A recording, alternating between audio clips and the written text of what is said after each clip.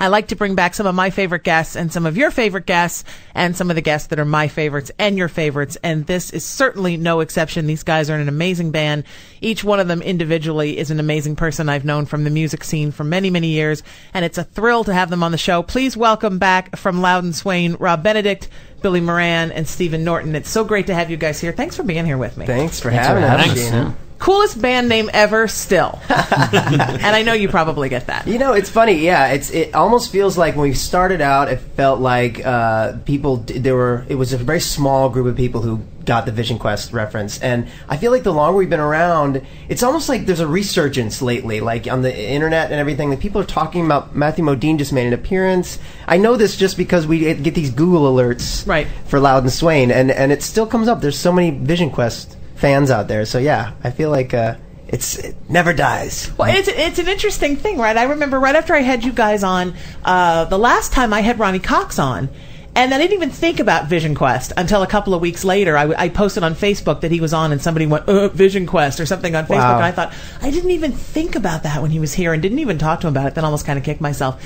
And then I put something up on my Facebook about it, and then Matthew Modine, who's also a Facebook friend of mine but has not been on the show, posted something like, yeah, Ronnie's the best. And I thought, Facebook is a strange thing, right? It kind of it brings everything from everybody's life together in one place. That is crazy. And in some ways it's scary, but in some ways it's now because of Facebook, you guys are kind of tied to those guys because of the name. And it's really kind of how the word association thing works. Yeah. I wonder if Modine knows that we exist.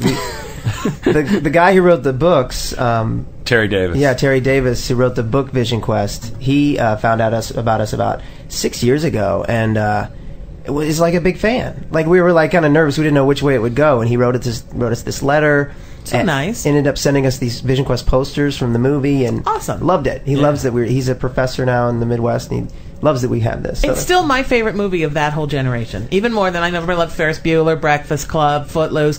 For me, it was Vision Quest. Yeah, what's cool about it is it's kind of a find. You know, it's kind of under the radar for a lot of people that don't know it. They kind of knew maybe the soundtrack because Madonna had the song. And it was a fantastic soundtrack. Great soundtrack. Yeah, right, the best soundtrack ever. Journey and Madonna had 2 songs, and he was also, he was kind of Louden Swain was on a quest to kind of be the best he could be. Yep. It's very a spiritual movie before movies were spiritual. Yeah. There's a Rocky element to it, which I love. I'm a big Rocky fan, but it's awesome, and I think it holds up. Now, are you guys even old enough to remember that movie? Did you see it when it came out, or is it something you found much later in life? Way later. It was introduced Netflix, to us. It's a cool thing. Yes, a few members of the band are old enough to have seen it in the theater, for sure. Yeah, I saw it in the theater. Yeah, I did too. I will proudly exclaim that I saw it in the theater. I used to hide things like that, but again, because of Facebook, now you can't. Yeah. If I lied, somebody would post on Facebook right now and go, I saw that with you in the theater. In fact, here's a photo I just scanned in of us at the movie. Exactly. And you were not 3. Yeah, it's true. Now on your timeline. So how long have you guys been a band? I mean, for a lot of the time that I worked in the music business, you guys have been a band. 15 years now. Oh, wow. Okay. It goes way back. I just hit 20. So pretty soon after. So I've known you guys for a very, very long time. Yeah. In the late 90s, we started playing, sort of mid to late 90s, we started playing a different band. It was a different lineup. But yeah, me and Steve and Mike were playing with our friend Dave, and then Dave left, and we were a threesome for a while and made a couple albums that way. And then we met Billy about 6 years ago. And when Billy joined the band, it kind of everything turned up a notch. Like we became better. Billy's amazing. And Billy's amazing. Did you meet Billy at one of my shows? Yes, we did. It's all because of you. Wicked. Wow, see, it all comes full circle. So wicked. Yeah. Billy was playing in a band called Lost in Mayberry. Right, who are fantastic. Yeah, we shared the bill with them a few times, but the first time was at your show. Yeah. At Universal Bar and Grill. Yes, Universal Bar and Grill, right? Right, yeah. Yeah, it's memorable with the prostitute wallpaper. Yeah. But it brought you guys together. Yeah, it's interesting. But I think that's a beautiful story, and I love stories where people come together and hook up because they were at a great show or they were at a show. Yeah. What was awesome about it is that we were a threesome, and we wanted another guitar player, and it was just one of those things where we just talked about it. We're like, God, it's got to be the right guy, and how are we ever going to, And then Billy, like, out of nowhere, like, called us and was like, hey, we broke up, and I would love to play with you guys. And we're like, yes, would I? And then, It was perfect. Because it's hard, especially when three of you have been playing together for so long. Because being in a band, it's really like being married to four people. I mean, it's that relationship has to be just as good when you're not playing as when you are. Yeah. Or it's really painful to spend that much time with people that you don't like. Yeah. So to bring in another person that has the same kind of energy and vibe as the three of you already do, that's sometimes kind of a tough gig. So you guys lucked out to find somebody that's not only musically wonderful, but also fits with the gelling of all of you so that he's just fun to hang out with. Yeah, my approach actually entering the band was just take a step back, listen to what they have to say, and, don't be too, I didn't want to kind of, come in there and just keep stirring the pot and be like, hey, you guys got to do this. Now it's the exact opposite. So I was going to say, that lasted for about 5 minutes. Now it's Billy Moran's Louden Swain.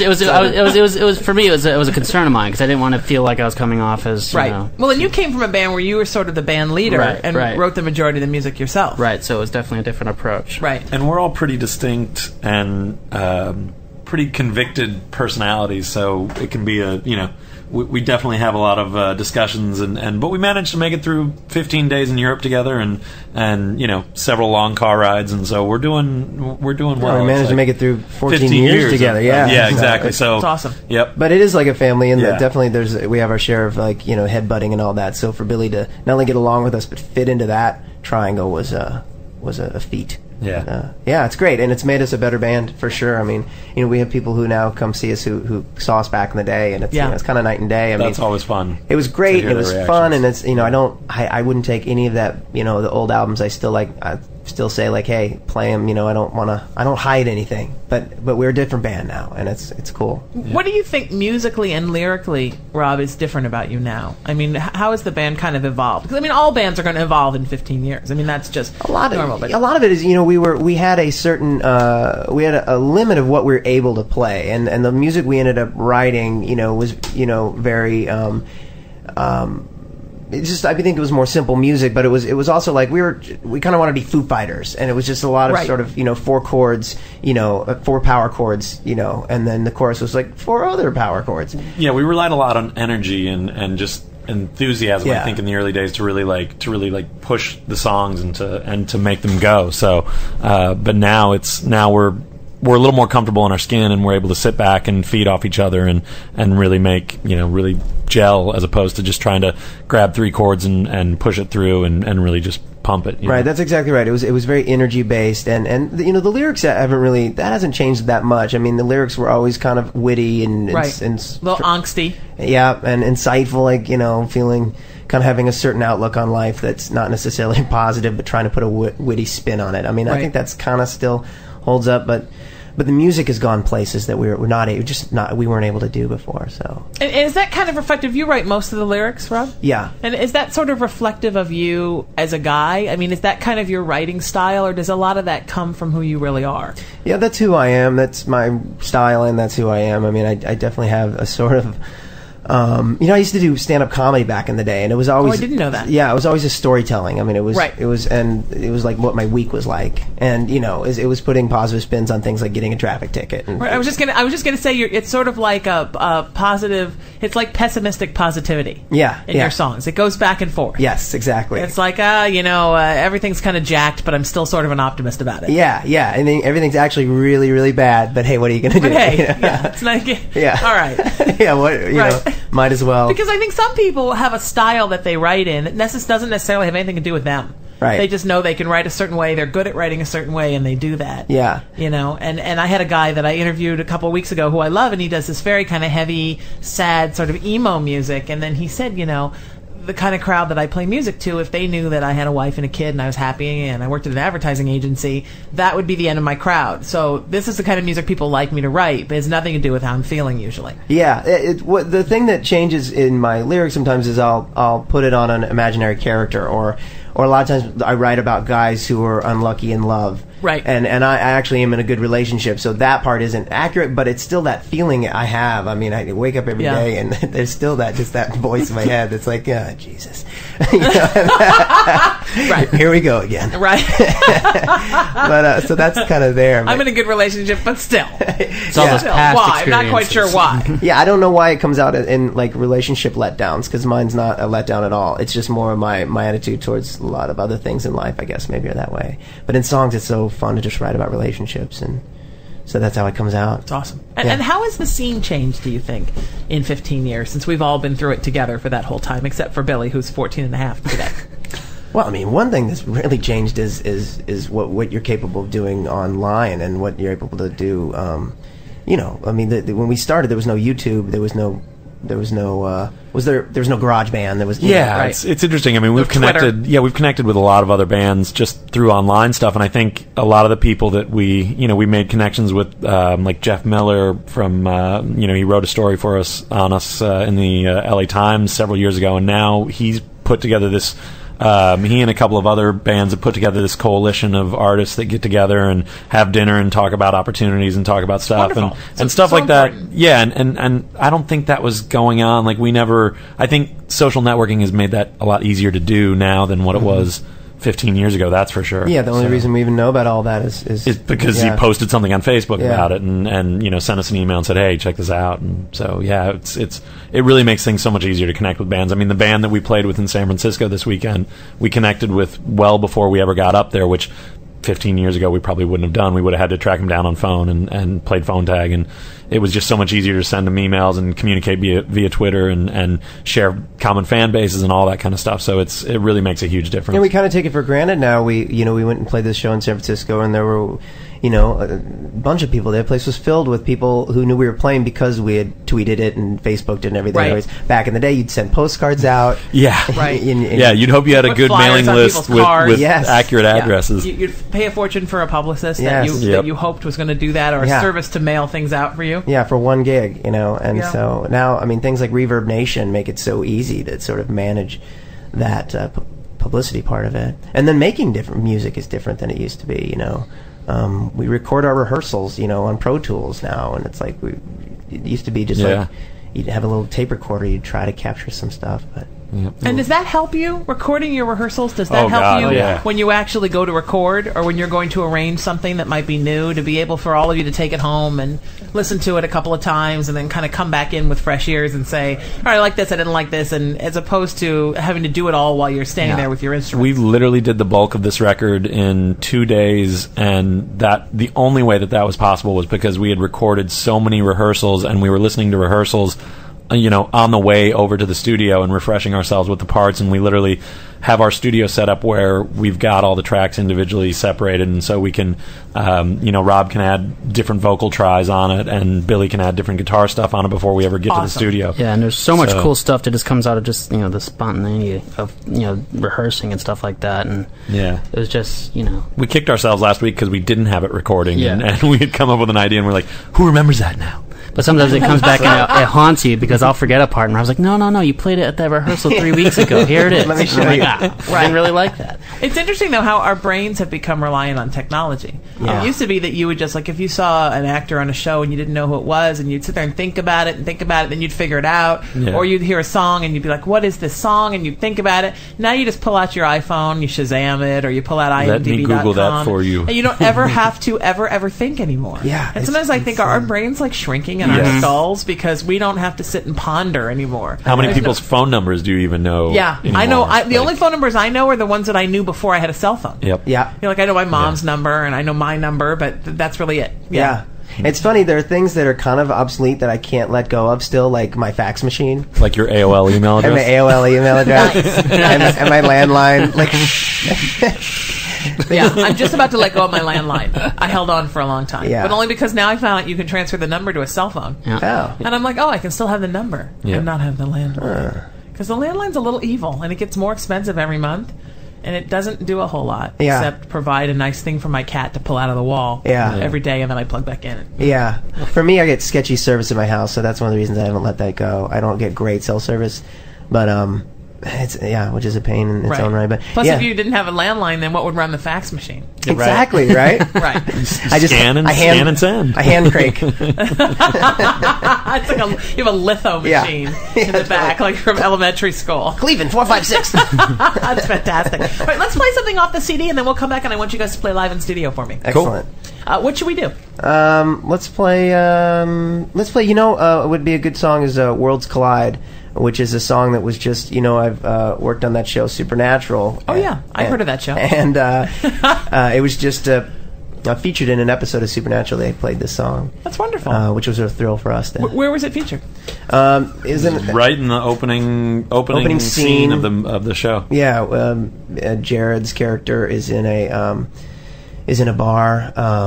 And with a girl, and it's playing at the bar, the whole scene. That's fantastic. Yeah. That's awesome. And we'll talk a little bit about that, too, because you guys are playing a Supernatural convention on Friday. Yeah. And that's been kind of a cool gig for you. Yeah, it has been. It's been a great. lot of love. Yeah. And it's funny, because I know we talked about this the first time you did my show, Rob, but every month in my life, somebody mentions Threshold. Oh, and somebody cool. mentioned on the show there was a show called Threshold. I don't know if you ever saw it, and I'm like, what is... It's like the legacy that won't die. Wow, that's awesome. I love hearing that. Someday they're going to bring back, Threshold 3000. Totally. 1,000 years after we're dead, they'll bring it back. You'll be the old wise man. Me as the old guy they bring back out of the ice chest. They just have scenes from you on a phone. It's actual scenes from the original. Totally. They dug up a phone, and there you were on it giving messages. Yeah, my widow gets the residuals. So awesome.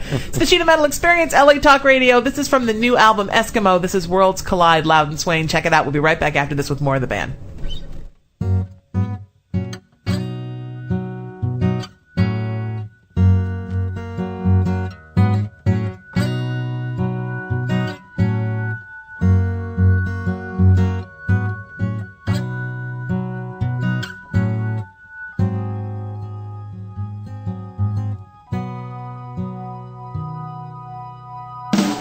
Making mistakes, glory days, why do they have to end? With you, my friend, making your way. The older I get, harder I feel, keeping it saving face, keeping pace, making it great. It's funny how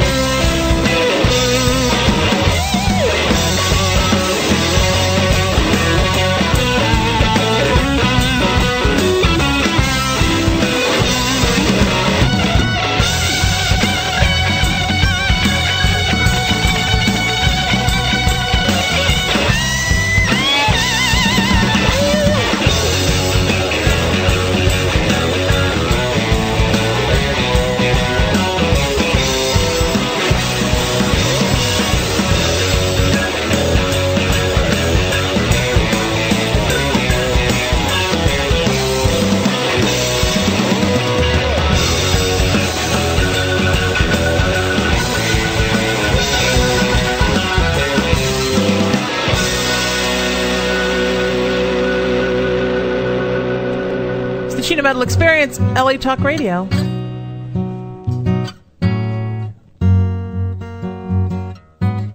It's Worlds Collide. Louden Swain, they're in the studio with me all this hour. From their album Eskimo, just gorgeous, you guys. So much fun. So wonderful to have this. And I'm so excited to have the new record here because I loved playing the last one so much. Thank you. It's so great to have you guys. And you're going to play live in studio for me now, which I'm so excited about. Cool. So what are you going to do? Are you doing something that's actually from Eskimo? Yes, we are going to do something from Eskimo. This is actually the title track, Eskimo. We had this vision of the whole album. Sort of it revolves around this concept of being sort of feeling like an outsider, but again making the best of it. So this is a lot about that. Wonderful. Yeah. All right, everybody. This is Louden Swain in the studio with me, Stephen Norton, Billy Moran, Rob Benedict, and we're going to do it. I'm so excited. You guys have always played live every time you've been here, so let's do it. This is Eskimo from Eskimo. It's the Sheena Metal Experience. Let's do some great music in the studio. 2, 3, 4. I once spoke to Meet May. She said she liked the work but not the pay. Writing tickets while you run away, afraid. I said hey to a polar bear. They said they liked it here but not over there. That's what it's like inside a dragon's lair. The ice is fading back. Like teaching architecture to an Eskimo. You show them everything you know. Still gonna build it out of snow. I'm gonna take my long division down to Mexico, where I can divide all night.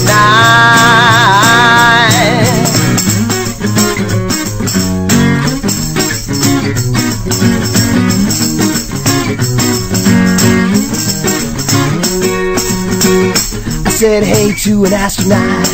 He said he wishes he could pick his spot. He said he likes to go out a lot and not quite make it back. Like teaching architecture to an Eskimo. You show him everything you know. Still gonna build it out of snow. I'm gonna take my ticket and kick it down to Mexico. I'm gonna fly all night. Been around the world and I've seen what I mean. Enough to know what I mean. In my mind. Got this ticking in my mind, and it's about time. Well, alright. I set the record with Joan of Arc.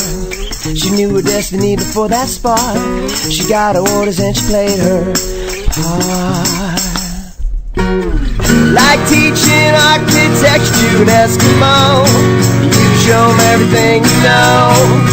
Still gonna build it out of snow. I'm gonna stand with my feet deep rooted to the ground below. I can survive all night, yeah.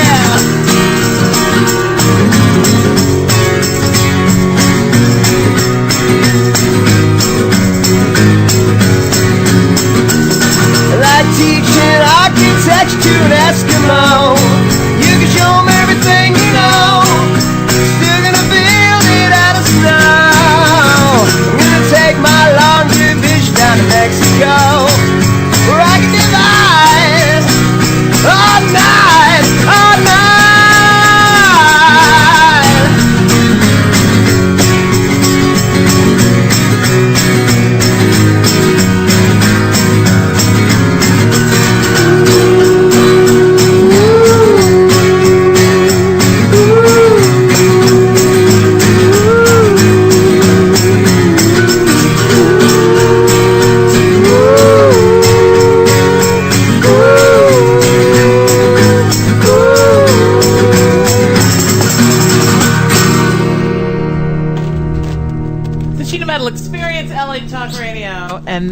guys, Louden Swain, Rob Benedict, Billy Moran, Stephen Norton. You know, I've known you guys for 15 years, and you never cease to amaze me. That was absolutely badass and beautiful. Awesome. Unbelievable. Thank you. So awesome. And some of the coolest things I think that have ever happened here on the show is you guys playing live in the studio, because we have a lot of fun with that. Yeah, it's really Someday fun. we should do, you guys should come down and do my syndicated music show in the afternoon, and we'll just like set up the whole thing, and we'll just talk for 2 hours, and you guys can play in between. Dude, we would love We'll that. do like Awesome. a little unplugged session. It would be so much fun. That would be because, awesome. I just, there's something about the vibe that comes out of you guys when you play. That Cool. It's just like amazing. Thank you. And the Very songs are clever, and they make you think, and even sometimes, even though I know they're coming, well, like when I was playing songs over and over again on Music Highway of yours, and I'll put this one into rotation now because it's gorgeous. Sweet. I always smile even though I know what the lyrics are going to be, because I've heard them like 100 times, because they're just completely clever, and the changes in the music and the way the stuff is arranged. Awesome. And Stephen, you're a great backing vocalist. You've got a beautiful voice. You can go like up above Rob, you can go down below Rob. I mean, you're all over the place. And I'm fighting vocal notes too, so Oh no, that's gives me not good. gives me a little rasp. Yeah, Gives me he's a our little extra Adele. rasp. He's the Adele of the group. Yes. Wow. Have you been singing for a long time?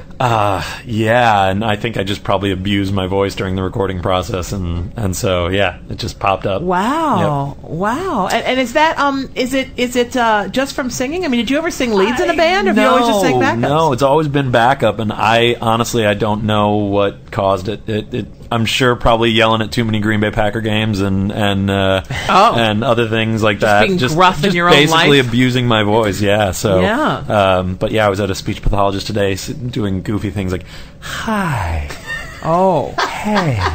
Oh, wow. Okay. But it helps. It's Are good they breathing. teaching you now Good- how yes. to just kind of soften like that when you yell at the Packers? Like, Absolutely. bad. Stupid. That's great. Yeah. Okay, so it's good. but it's proper technique. That's okay. That's good. I like that story. Rob, you've never had any problem with your voice, have you? No. Actually, it's interesting. I feel like I've gotten better. I mean, I think I sing more properly now than I used to. Yeah. I used to lose my voice at shows all the time. Remember that? By the end of a show, I'd be shot. And again, our music was different. We were singing a little more like harder stuff. But yeah, I feel good about my voice right now. You know, I feel like it's. I'm trying to say that without sounding like I'm being bragged. I think we've changed ranges too. I think we're yeah, like you said, the songs have changed, so we're not pushing as much as we used to, and we're just it's I think we found our sweet spot, so it's it's a good thing. But I also think it's a muscle, and singing that long for as long as you have, it strengthens your voice. Yeah, I think so, and especially like you kind of learn where to place it and how to, even when you're hitting the high notes, like how to hit them in the right way. You know. It's interesting. I was watching Radiohead this morning, and like he's so good at that, hitting those high notes in the right way without, losing it. That's an art form, being able to do that. But Yeah. But you have a nice high register. yeah, A lot of people don't. I mean, a lot of people have, like, and I'm talking about myself, have, like, a little, I can sing all over the place, but I have about, like, 10 notes where it actually sounds good. Right. And you go above that, and it's awful. It's just a train wreck. So you're lucky that you can go way up, you can go way down, and you still have a beautiful voice. Thank you. And you're not abusing it. So thanks. Yeah. I guess maybe just that's one thing I've learned over the years. Is kind of how to do it right. Well, and I think being an actor, you have to learn voice control just for speaking, too. You have to know how to speak on a stage, how to speak in front of a camera, how to speak in front of a microphone if you're looping or doing a voiceover. Exactly. So it's, you just learn voice control naturally. I know since I've been doing this every day, the last radio in general, but especially the last 3 years that I've been doing so much of it every day, that my singing voice has gotten much more controlled too. And I think it's just because I use my voice all the time, and I listen to my voice all the time. And so it kind of helps. Being self-aware is a huge part of that, I think. Note to self, I still don't sing like Rob. Or Steven, for the record. But I do continue to sing and punish people with it, because I'm just that kind of girl. So Next time we'll do a duet. Nice. Yes. So tell me a little bit about sort of the theme of this album, and where this album kind of came from. Oh yeah, I was trying to stutter through that before, but yeah, we had this idea. Our original idea for the cover of the album was this whole idea of Eskimo. We kind of got into the idea again, like what that song is about, like being out of place, but still sticking to where you came from. Right. And our vision was this Eskimo in a parka and everything in the middle of the desert. That was our sort of Awesome. idea. So that was this sort of through line with all the songs. I mean, you don't go in writing songs thinking, unless you're doing a rock opera, like you don't, But definitely, it takes on a flavor of where you are, and that year that I was writing the lyrics of these songs, and where we were writing the music of the songs. So they all kind of took on this flavor, and there is a lot of that in these songs. This feeling of maybe feeling out of place, but but ultimately sticking to your guns, like going with what you believe in and that kind of thing. And then there's some songs that deal with a couple songs deal with like friendship and Beautiful. long-standing friendships, and how to deal with those, and a couple love songs. There's one song we wrote for Billy because he had a baby last year. Oh, congratulations, a year ago. Billy. Thank you. And it's called Carpool, about now driving in the carpool lane, and the difference of like adding one in, and again, it's like feeling shaky about it, then ultimately going like, you know what, I'm here, I'm by your side, and that's what that song's about. So yeah, it's cool. We feel like we can write about a lot more things, and we feel like we can go places musically we weren't able to go. So it was wonderful. a really fun and faster process than we've done before. We started writing maybe a little over a year ago.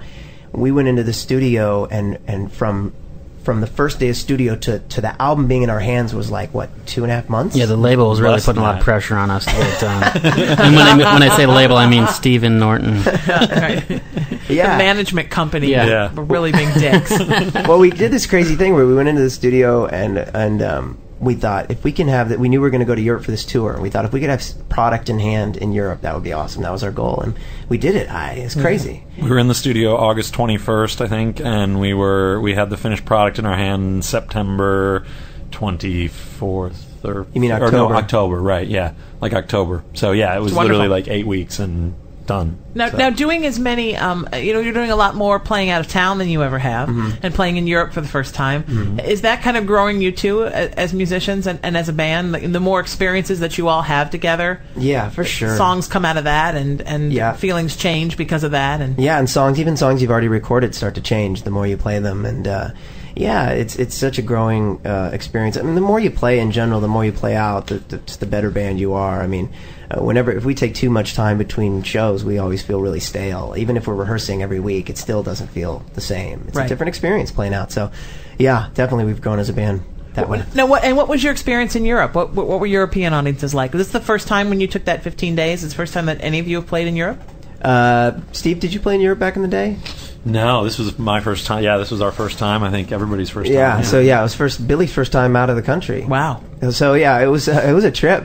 I always like Billy saying had a that. baby, went out of the country for the first time, rides in the Life's at carpool lane. A little shell shock this It's year. a big year. It was wild, man. It was so wild because they, we had people playing for people who don't speak English, and we were playing in Germany and Austria, and singing along to the songs they knew, and every night I had we had someone traveling with us who spoke German, who's German, and she would write out things that I wanted to say. I'm like, right, this is a lovely city, or you know what I mean, like, we're so thrilled to be here. Say happy birthday to Billy, whatever it was that I wanted to say, and she Billy, you had a birthday when you went out of town. Actually, Billy's birthday was our album release January. party. It was actually, I set it up so like you think What you did said I it. say? You said in German, "This is Billy's last gig with us." No. Billy had a baby and we're kicking him We're out. kicking him out of the band after this show. No, it was. I said this is Billy's first time out of the country. Oh, is that what it is? Oh, But That's sweet. Yeah, so it was a trip. It was really wild, a cool experience. that's awesome. Yeah. That's fantastic. Now, have you found that too? Because you've been out of the country a few times with Supernatural conventions, and is it neat to sometimes see what audiences are like that love American music, love American television from another country? Yeah, so wild and cool. And the thing about like the Supernatural fans is there is a common thread. Like it's the German version of the fans, the American fans. There's still a common thread, the Supernatural thread. The common denominator. But with each country, it's a different. It's such a different experience, different culture, and that kind of thing. I especially like going to England. There's something about the British fans I really like and connect with, and probably not because I could speak the language. Although we did require a translator for some people from Ireland. That was Right. Yes. And Right. there's things. For one show, they threw a pair of wait, I'm going to say it right. Stockings, like women's stockings. Oh. Which I call hose. Yeah. You don't call that hose. Oh over no! there. You said you threw me hose, and they thought you Yeah. called them hose. Exactly. Such a rock star. Who knew that was the little bit of American slang that would make it over to the UK? But somebody throw me some hose. Now, are you guys, any of you people from, Billy, you're Irish, aren't you, Moran? Yes. Stephen, are you? I am Are you Irish, English? mostly Scandinavian and Scottish. Okay, so from there. But a lot of Swedish, right? Yeah, Swedish and Norwegian mainly. So Nordic and Celtic. Yeah. And Yeah. Rob, how about you? I'm a melting pot. I'm a little German, a little Irish, little Italian, but mostly German and Irish. Okay. So you got to go to the German countries. Yeah. And that was kind of going back home. For and sure. then you guys went to the UK. That was a little going back home for all of you. Yep. Yes. Have you guys played like Norway or someplace for Not yet. Scandinavia? Hopefully soon. Maybe with Eskimo. Yeah, there you go. There you go. That'd be They'll fun. totally understand that. They're so very close. Yeah. All right, let's play something else from the CD, and then we'll take a break and come back and have you guys play again. Okay. What should we do? Well, what do you guys think we should play? You want to play a track from Yeah. the CD right now? Yeah. So let's do. Gamma Ray. Sure. Gamma Ray That's a is good one that people like. This is a song about the end of the world. Oh, I like that. That's cheery. All right, let's do it. This is Louden Swain from the album Eskimo. This is Gamma Ray. It's the Sheena Metal Experience, LA Talk Radio. Quick break, and then we're right back with more in-studio playing from Rob and Billy and Steven right after this.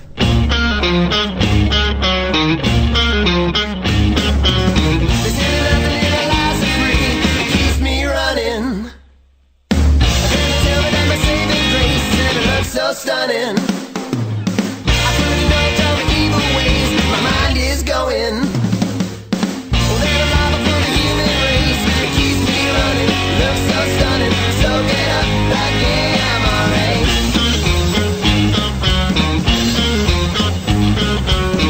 Prepare for an early grave. I gotta do something.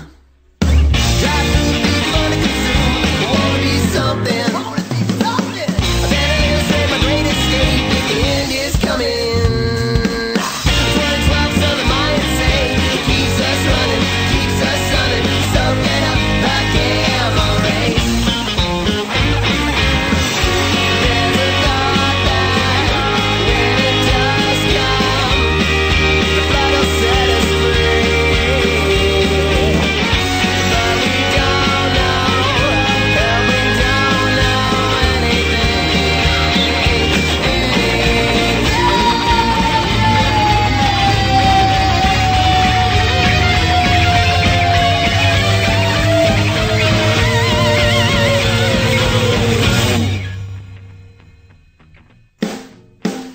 It'll take a lot more than that to set us free.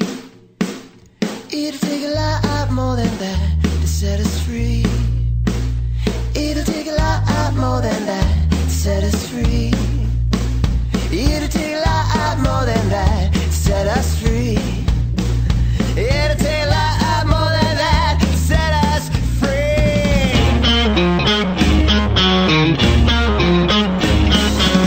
They say nothing in our lives is free, keeps us running. Well, then they tell me that my saving grace is that it looks so stunning. Keep on sunning, so get up like Gamma Ray. Take a lot more than that to set us free. Take a lot more than that to set us free. Take a lot more than that to set us free. Take a lot more than that to set us free. Take a lot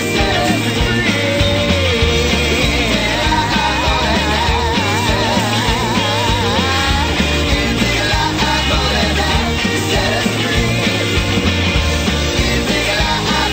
that to set us free.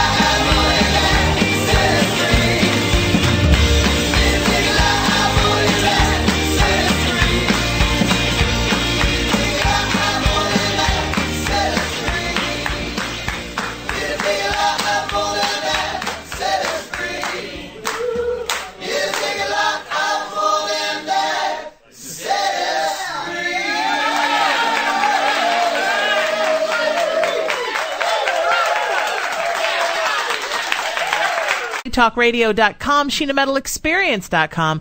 Don't forget to email me and let me know what you think of the show. The wonderful members of Louden Swain in the studio with me all this hour, Rob Benedict, Billy Moran, Stephen Norton, and it's so great to have all three of you together this time. We're getting almost to full band. We're almost there. It's so great to have you guys here. What are we going to do in studio now? I want you guys to play for me in studio again. All right, we're going to play, being your own label as we are. Three Car Records, our label. You get to pick the album's first single. So this was the first single off of the new album. Beautiful. This is called California Nation. Wonderful.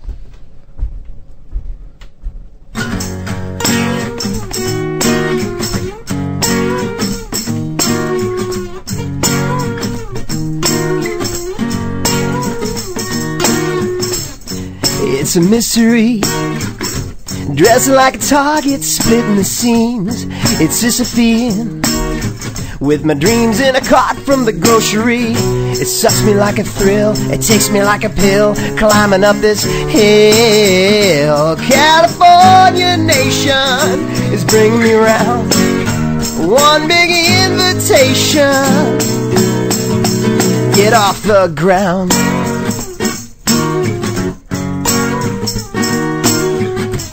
I'm a looky-loo, I made it like an art form, I can see you wearing blue. I read you like a book that I can't get through. Hide behind the lie, squeeze it till it's dry, singing 'cause that's how we get by. California Nation is bringing me around, one big invitation to get off the ground. California Nation is bringing me around, one big invitation. Get off the ground, life is the profound. Be who you wanna be, it's no big mystery that we're a bunch of freaks who hold up empty hands. Don't want no sympathy, that's our philosophy. Whoa.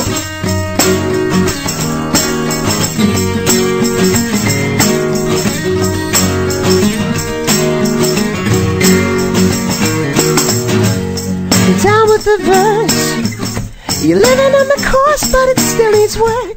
It's paper thin, the messages are clever if it's hidden within. Read between the lines, cribbling if it cries, singing 'cause that's how we get by. California Nation is bringing me around, one big invitation to get off the ground. California Nation is bringing me round, round, round, round, round, round, round.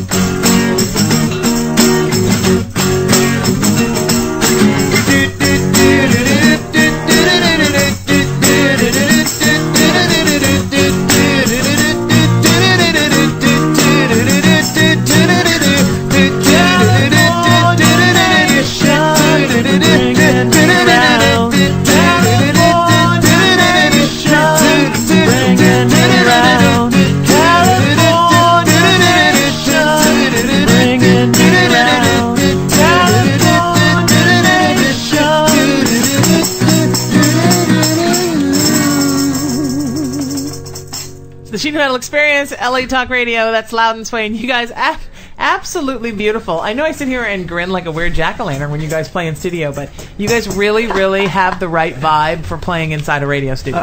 You know, Awesome. It's different than playing an acoustic show. Certainly, it's different than playing an electric show. And it's just there's a different vibe when you're in a place like this. Awesome, yeah. And you guys let me do my little mix with my little master mix. It's very fun. It's so fun for me to hear your songs broken down like that, because to me you get to kind of hear the song in its purest form. Yeah. And in kind of a fun, sort of casual, relaxed way that's a lot of fun. And you know, Stephen banging out on the percussion. Yeah, it's fun. It's exciting too, because it's like, you know, it's we're kind of like calling audibles and playing. You know, we didn't really not quite sure what's going to happen. Yeah, kind of vibing through it. Exactly. By vibing each other all the way through. Yeah, it's fun, and it's a lot of fun. Yeah, and it's such a treat for me, all the songs that you've done. And someday I'll go through, now that I'm starting to learn to use oh God, not whatever the PC version of GarageBand is I just got, and kind of Audiology, and kind of go through and kind of cut your songs up and be able to put them like on Facebook on the Experience page, so people can actually just hear you guys playing, great. And send them to you, so you guys have them for yours too. Yeah, live in the studio. So much fun. So are you when you play live now? Are you mostly doing stuff from Eskimo, or are you kind of still mixing it up? You know, I'm a fan of, like, you know, giving people what they want to hear, and I don't want to, like, if people want to come to, you know, hear the hits or whatever, like, I don't. So Yes, mostly Eskimo, but we definitely playing our old stuff too. Brand New Hurt. Yeah, Brand New Hurt. Do you play even farther back than that sometimes? We'll play like maybe a couple from Suit and Tie.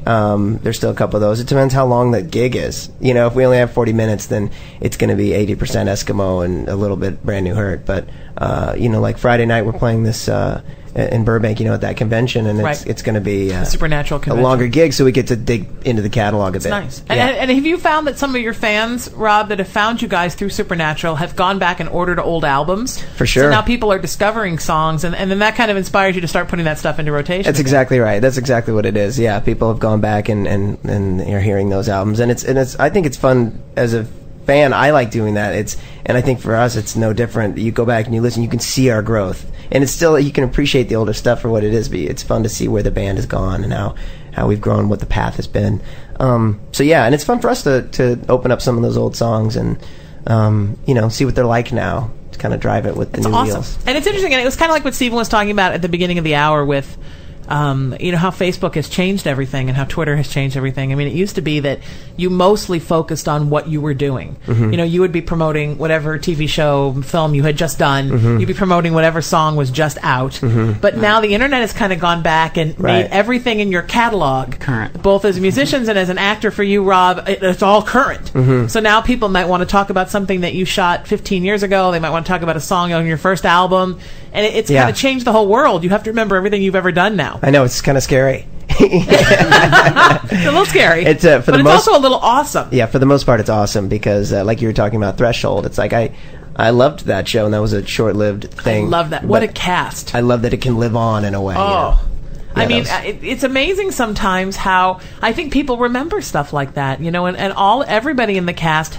I guess maybe it was your first, but having kind of a heritage in the sci-fi horror genre. Yeah, for sure. Yeah, and those people are really diehard. Yeah, and that's what's fun about these. Sometimes at these conventions, is you'll get just sci-fi fans, right? Who remember that show, or you know, or even sometimes they'll get Alias fans at the conventions, right? Or even somebody you've worked with. You know, Peter Dinklage won the Emmy this year. Then people go back and find all his stuff, and then they find Threshold. Exactly. I mean, weird stuff like that. Yeah, and that used to never happen before there was an internet. You couldn't. You would be connected to everybody that you ever worked with. I mean, that's and that's kind of a cool thing too. Because you know, sometimes I have I've had guests on 3 years ago that were in between anything. Now they're on True Blood and big shows, and then people go back and find that archive, and that's been kind of a mind blower for me too. Yeah, it's awesome. I do that. Yeah, I do that with people that I like in bands. I do too. Yeah, I do too. I always want to go and find the first album and see what was going on. Yeah, I want to. The very beginning. Yes, I like to see back in the day. With bands, I like to see what they're like live. You can find that on YouTube. But I just finished this Patti Smith book and wanted to see her back in the day in the 70s, like what she was like in the club scene. A little scary. Very cool. A little scary. Cool and scary. Cool and scary. That's Patti. Yeah. And but that's everybody's. I mean, that book's changed so many lives. I mean, I think there's a very honest, stark way she talked about her life. Isn't that amazing? And a lot of people have been influenced by that. Yeah, I just finished it last night, and I just thought it was amazing. And what was cool is that her voice is the voice of the book is very, you know, she's very innocent and open and naive in a way approaching it. And then you see like her work, and it's dark and a bit scary, you know. So I just thought that was interesting that the voice inside was still a very sort of fragile voice. Well, and you don't really realize how many people, and not just musicians, but actors and writers and painters and photographers have all been influenced by her. Mm-hmm. I think it's kind of been a mind blower that people of our generation and then people of the next generation just coming up have all been influenced by her from the 70s. Yeah. And how many paths she crossed back in the day too. It's just amazing. Yeah. And she was in it. See, and that's one of the things I love about the entertainment business. I love, and I think you can see it a lot more now, like we were talking about earlier, because of Facebook and Twitter. But there's and MySpace originally, if we all remember that. We're all connected in a way, and it's so cool. Yeah. I mean, everybody that we know. I mean, we probably have worked between the four of us with 10,000 people that are connected to one of us in some way, and also to another one of us. Yeah. And you keep running into people that know you, that also know this person, and to me, that sort of provides a sense of community that sometimes we don't always feel in this business, because it's like, you know, you going on this audition, you sending your package out to this reviewer. It all seems very solitary until you realize that we really are all very connected. Yeah, it's amazing. And Twitter itself is such a crazy thing that you connect with people, in a way you can connect with your fans in a way that you were never able to do before. I'm not as good as I should be, but Norton's great at it with the band, and just and that's great for fans too to have that wonderful. connection. Yeah. So it's changed. It's a game changer. It's so awesome. Everything is just awesome. Okay, you guys are going to be Friday night in Burbank at the Burbank Marriott at the Supernatural Convention. Yeah. And then other things coming up or ways people can get a hold of you. You're going to be doing a lot of shows now. Yeah, we're doing a lot of shows. Norton, what's the best way for people to get a hold of us? Loudenswain.com is the best site, or Twitter /LoudensWain1. Wonderful. And will you guys come back and see me again? I'd love that. Absolutely. And let's play something else off the album to close. What should we do? Cool. Mama's Jam? Yeah, Mama's Jam. Okay, I can do that off the album? Yep. Yeah. All right, let's do it. Why don't you set it up for me? And Mama's Jam is was sort of influenced by Johnny Cash. It's it's a guy whose mom's in prison for killing his dad. Nice. It's the Sheena Metal Experience, LA Talk Radio. This is Louden Swain doing Mama's Jam. Check it out, and we'll be right back with some more great radio after this.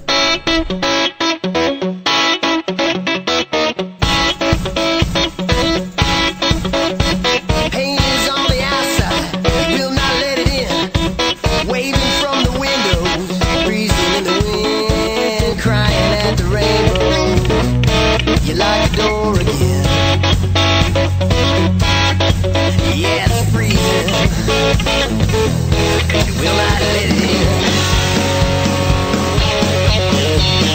Running for the border, racing with the flag, living like a hoarder. Said you can't afford a rag, you got nickels buried under Mama's pickle jar. Yeah, you're running, but you will not get too far. Yeah, you're running, but you will not get too far. They're gonna get you.